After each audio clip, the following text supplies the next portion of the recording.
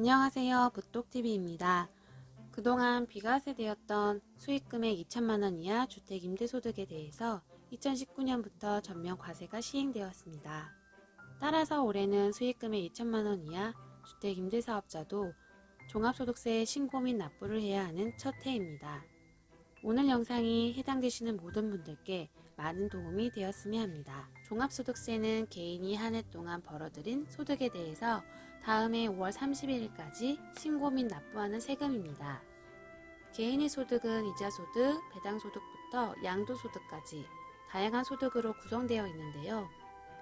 이 중에 퇴직소득과 양도소득을 제외한 나머지 소득을 다음해 5월 31일까지 모두 합산하여 신고 및 납부하기 때문에 종합소득세라고도 합니다. 주택임대소득은 종합소득 중에서 사업소득에 해당하는데 사업소득은 사업에서 발생한 수익에서 비용을 차감한 이익을 말합니다. 여기서 수익금액과 소득금액은 세법상 다른 개념이므로 이를 주의해야 합니다. 주택임대사업자의 수익은 임대료와 간주임대료, 관리비 수입, 보험 차익 등의 합산으로 이루어집니다. 이 중에서 우선 가장 많이 발생하는 임대료와 간주임대료에 대해 살펴보도록 하겠습니다. 먼저 이 둘은 보유한 주택수에 따라 과세 대상 여부가 다른데요. 우리가 일반적으로 얘기하는 월세, 즉 임대료부터 살펴보겠습니다. 주택임대소득은 본래 2주택 이상을 소유한 개인에 대해서만 세금이 부과되기 때문에 원칙적으로 1주택을 소유하고 있다면 소득세가 비과세됩니다. 다만 1주택 소유자라도 기준시가가 9억 원을 초과하는 고가주택이거나 국외에 소재한 주택의 임대소득은 과세됩니다. 주택수를 계산함에 있어서는 세법에서 정하는 몇 가지 기준이 있습니다.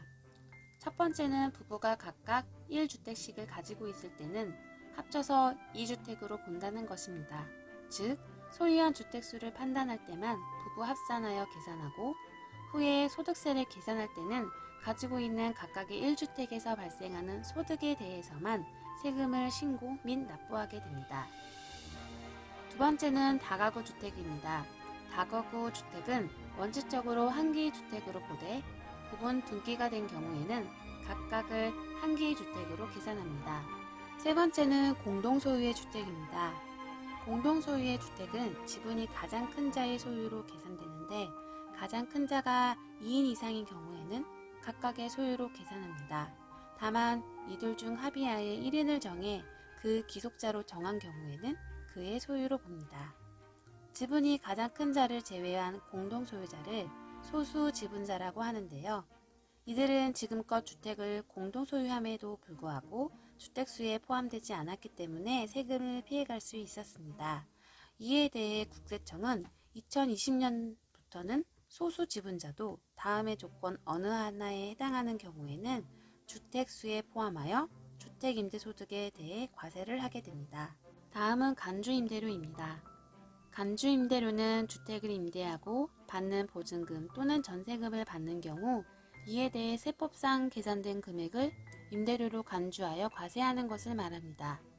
간주임대료는 기본적으로 3주택 이상을 보유하고 그 보증금 등의 합계액이 3억 원을 초과하는 경우에만 발생합니다.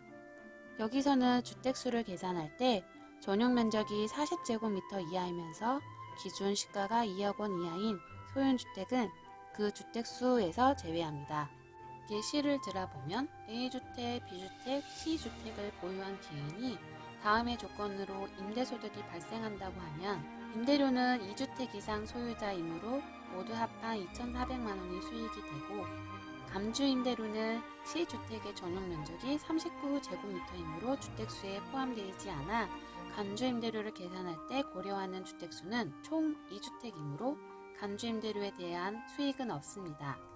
간주임대료의 계산 방식은 일반적으로 다음과 같이 계산됩니다. 여기서 말하는 적수란 주택임대소득이 실제 발생된 기간을 말하는 것으로 10월 1일부터 임대가 시작되었다면 적수는 92일이 됩니다. 수익에 해당하는 관리비 수입에 대해서도 간단히 살펴보겠습니다. 많은 분들께서 월세와 별도로 관리비 등을 받음에도 불구하고 수익에 포함되지 않는다고 알고 있습니다. 두 가지로 나눠 살펴볼 수 있는데요. 만약에 유지비나 관리비의 명목으로 별도로 받는 것이라면 이는 수익에 포함되지만 그 금액이 실제 발생한 전기료, 수도료 등의 공공용업을 징수받아 대신 내주는 것뿐이라면 수익에 포함하지 않습니다. 다만 실제 발생한 것을 초과하여 받는 금액은 수익에 해당합니다. 여기까지 주택임대소득 계산 방식 중 수익에 대해 살펴보았습니다. 다음은 이렇게 계산된 수익이 그 금액에 따라 소득세를 신고하는 방식이 어떻게 다른지 살펴보겠습니다.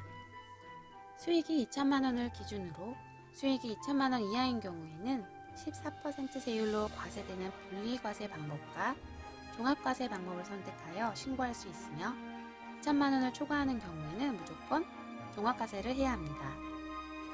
분리과세란 다른 소득이 있어도 주택임대소득만을 별개로 세금 계산을 하는 것을 말합니다. 일반적으로 수익이 2천만 원 이하인 경우 세부담을 최소화하기 위해 14% 세율로 분리과세 방법을 선택하게 되는데 다음의 표를 보고 설명해 보겠습니다. 첫 번째는 지자체와 세무서에 모두 임대주택 사업을 등록해야 하고 두 번째는 임대료의 연 증가율이 5%를 초과해서는 안 된다는 것입니다. 이 모두를 만족하는 경우와 만족하지 않을 경우 비교해서 세액 계산을 해보겠습니다. 수익이 총 2천만 원인 경우 사업자 등록을 한 경우에는 비용으로 수익의 60%를 인정해 줍니다. 등록을 하지 않은 경우에는 이보다 적은 50%를 인정해 주죠. 또한 추가 공제를 해주는데 등록을 한 경우에는 400만 원, 하지 않은 경우에는 200만 원이 됩니다.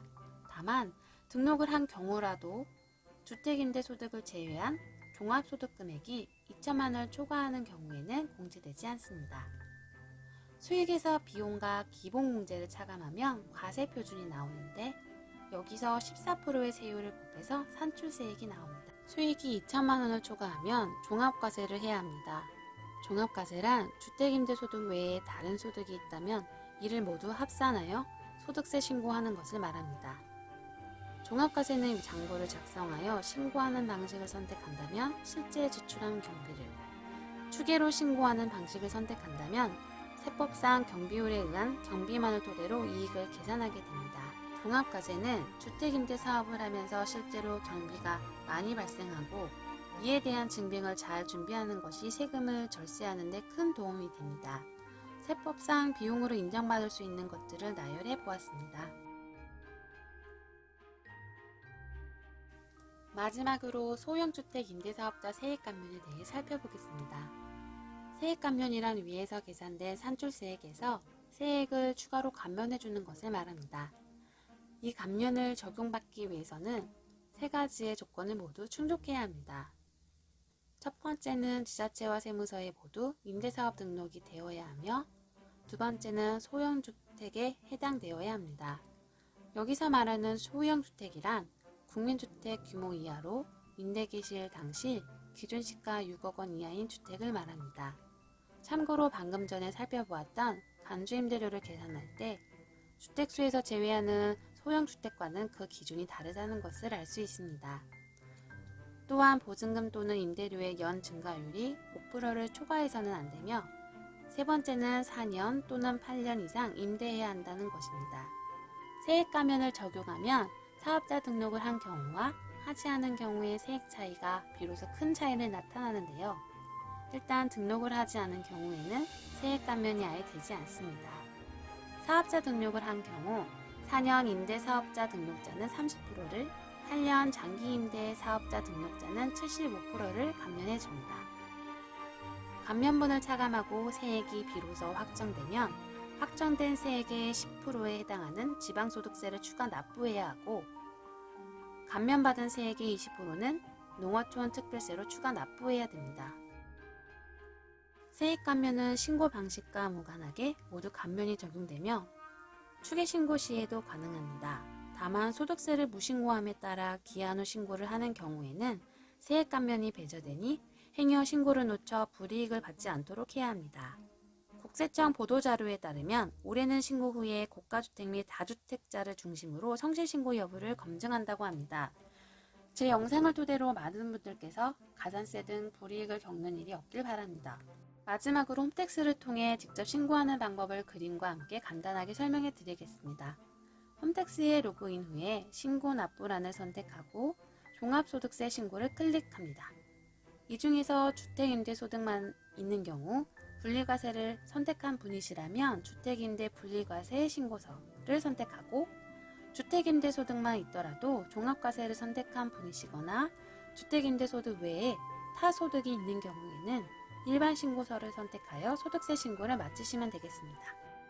참고로 올해부터는 종합소득세의 10%에 해당하는 지방소득세 또한 별도로 신고해야 불이익을 받지 않으니 위텍스 사이트 등을 통해 꼭 신고하시기 바랍니다. 오늘도 긴 시간 동안 영상을 시청해 주셔서 진심으로 감사드립니다. 더 많은 내용이 궁금하시다면 구독 버튼을 눌러주세요. 그럼 또 만나요.